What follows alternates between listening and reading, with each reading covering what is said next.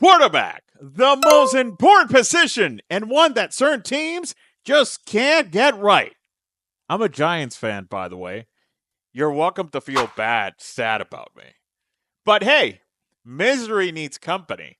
There are other teams that also have a miserable position at quarterback, at least at the hunting of the right one. That important position that determines everything and anything, the difference between a champion and just eating dirt in the worst of ways, yeah, that position. So, if you're the Browns, you got Deshaun Watson, which, by all means, what a mess that has been. A once thought to be such a stud, a guy that would be in the conversation with Lamar Jackson, with Patrick Mahomes, and so forth. Well, so much for that. Lamar Jackson, after getting what we should pretty much interpret the potential of multiple happy endings, well, happy endings is what he has not gotten to anyone in Cleveland. It's interesting because when you actually see things, there was a deal that was supposed to send Deshaun over to the Miami Dolphins, which was dropped.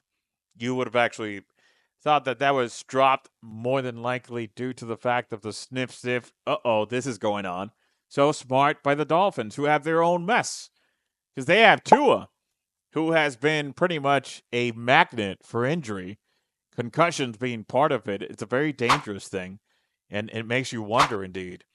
With Tua's situation and so many different concussions, is it the safest thing that Tua is playing? And what is Miami going to do? By all intents, well, it seems that they want to roll over with Tua. Is that the smartest thing to do, though? Well, when you're the Dolphins, sometimes it just feels like you don't know where your head is and where your tail might be. So, yeah, I guess they are going to roll with Tua, because why not? Why not? At the same token, returning to Cleveland. Right now, Cleveland, who restructured Deshaun Watson's deal, they're in limbo land right now. I mean, they've been trying to get anything that actually comes up. Apparently not necessarily through the draft, but it has been reported that they're trying to court over Russell Wilson, Kirk Cousins, maybe even Aaron Rodgers. So yeah, you get the drill. Cleveland sucks indeed as a city. Yeah, I know you're going to say the Cavaliers, well, they might actually go to the NBA Finals. They're probably going to lose even if they do. I mean, glory association with Cleveland, that only went through when LeBron James was there, which they didn't deserve to have. LeBron, oh man, I wish LeBron would have gone to the Knicks. But anyways, continuing forward, man, it's tough because Cleveland, when you actually look at it, there's just teams that you see them and you understand, like, damn, this team, I don't want it to win. It doesn't deserve to win, and it doesn't seem like a real team from a real city. That can be the story for Cleveland. Then you got the Giants, my Giants, who right now we are on our own limbo of what's going to happen for many different reasons. One is that the team doesn't know if it wants to go north or south.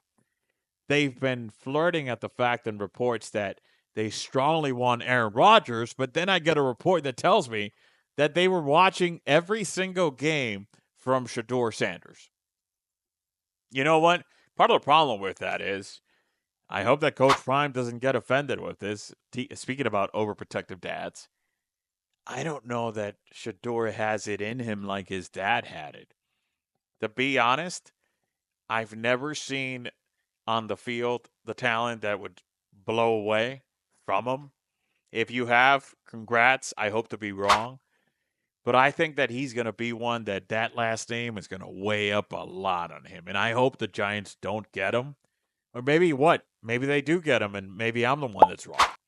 But I think that Shador is such a bust candidate big time.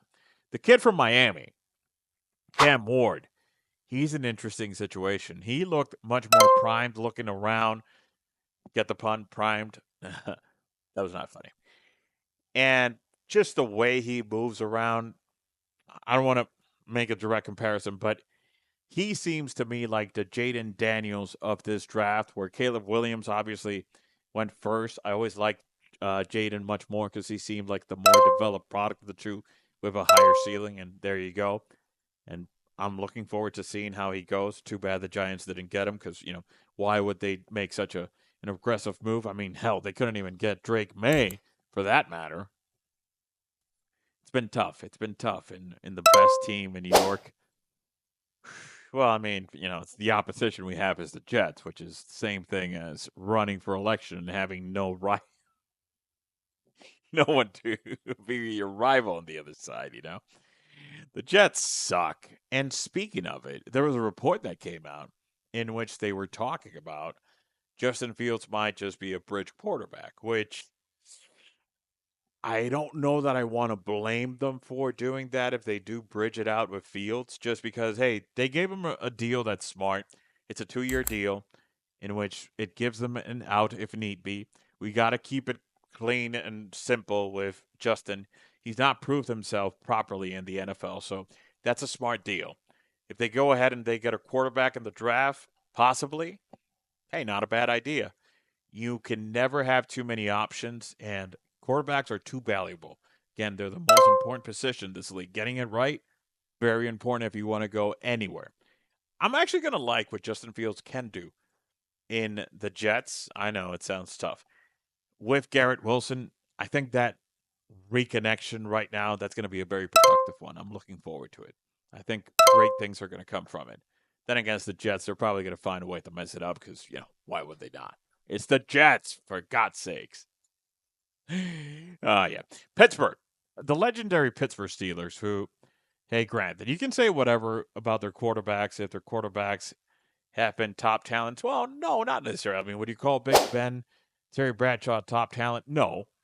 But then again, who was it that I saw speaking about the situation of game manager? I can't remember what was the quarterback that was talking. Oh, it was Tom Brady that was talking about it and the whole situation, which is funny because the way he put it, it was interesting. If you pay attention to what he was saying, he was trying to say that a game manager is the best quarterback you can ask for. I don't think that he elaborated in the best way possible about it, but he's not totally wrong from the perspective that I think that we've diminished the whole term game manager from the fact that, yes, an uber talented quarterback that can do, your Lamars, your Josh, and so forth, that's great. But then again, if it doesn't translate to the ultimate results, the chips, how good are they really for everything in perspective? You feel me? So the good balance between results and how the level of talent of the quarterback equates them, there's something to be said about that. But the quarterback situation, if you don't get it right, you're screwed. And right now, there's teams that you just got to scratch your head. Atlanta's situation with keeping Kirk Cousins, are they going to keep him through the season? They're already guaranteed his money. They got Michael Phoenix there that he looked like he looked. So he looks like he can potentially have the rest of the way to just run away with a job consistently, but they don't seem totally convinced.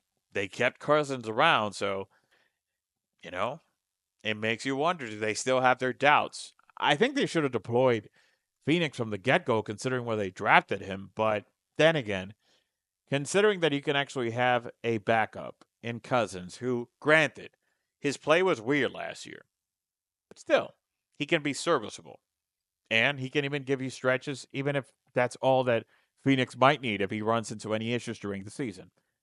The thing is that right now, the quarterback situation, there's teams that get it, there's teams that don't, and that's why the results get. That's what you get. Jalen Hurts in Philadelphia, champ. Patrick Mahomes, champ. And so forth, the story goes. And that's why you get the Giants, the Browns, the Titans in a limbo land, the Colts having to pursue another one because, for intents, yeah, they got Daniel Jones there. They're on shore with Anthony Richardson. He's been an injury waiting to happen. It's too much of an important position to not get it right. If you don't, the future of your franchise pretty much dangles right there. I'll be happy to read you in the comments. Be happy.